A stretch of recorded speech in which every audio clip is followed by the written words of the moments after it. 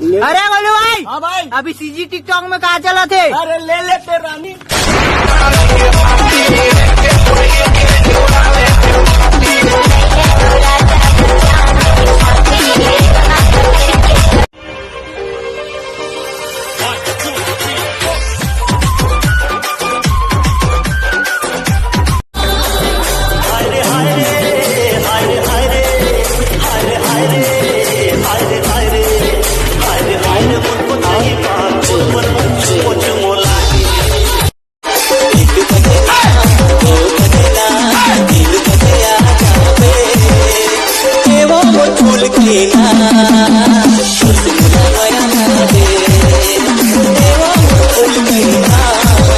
अधिक दिन हो गए है, फोन नहीं लगा है।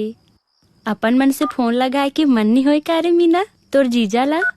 ओहो, अरे जीजा नहीं लगा है तो ते लगा लेना। हाँ